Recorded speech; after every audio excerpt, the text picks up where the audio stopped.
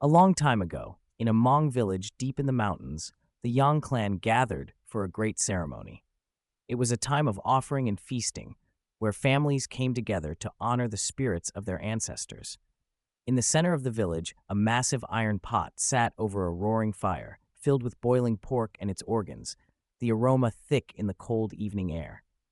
The elders, shamans, and warriors of the Yang clan stood around, waiting for the meal to be ready. Among them sat a young boy, Chue, a mute orphan of the Yang clan. He could not speak, hear, or call out, but he understood the world through his eyes and hands. He sat close to the pot, watching the steam rise into the sky. The villagers often ignored him, for he was different, an unfortunate child born without a voice. When the time came, the eldest woman of the clan announced that they must retrieve the pig's heart for the ceremonial offering. The heart was the most sacred part, the bridge between the spirit of the animal and the living. The elder man, the clan leader, stepped forward with his long wooden ladle, stirring the pot carefully. His brows furrowed. "The heart is missing," he said, his voice heavy with suspicion. The villagers whispered among themselves, confusion turning to fear. The heart was essential. It was an offering to their ancestors, a guide for the spirits.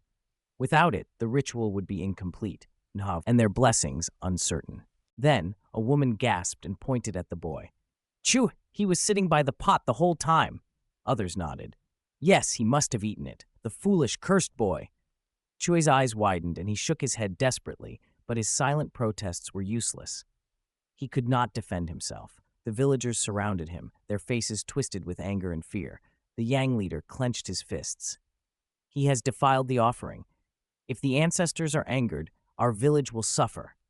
The decision was made. Without mercy, the men seized the boy, dragging him to the boiling pot. Chue kicked and struggled, his hands flailing, his silent screams swallowed by the noise of the fire. With a final push, they threw him in the bubbling broth. The villagers watched as the water churned violently, steam rising in thick waves. Then the boiling calmed, and something surfaced. Two hearts, floating side by side on the surface of the broth, untouched by the flames. One was small and pure, the other dark and heavy with sin. The villagers stood frozen, their rage turning to horror. The elders fell to their knees, whispering prayers, for they realized their mistake. Chue had been innocent. He had not eaten the heart. The missing heart had been a sign, a test from the spirits, and they had failed. A wail broke through the silence. The eldest woman of the Yang clan stepped forward. She was known for her wisdom, a woman who spoke to the spirits and understood their will. She raised her trembling hands and cursed the men of the Yang clan. "You have spilled the blood of an innocent child, one of our own. You let fear guide your hands, and in doing so, you have cursed your descendants," she declared.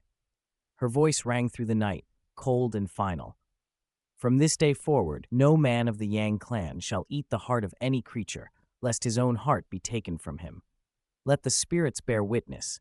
Those who break this vow will suffer. Their strength will fade, their souls will wither, and one by one, their senses will be lost. They will become like the boy you wronged, mute, deaf, and blind.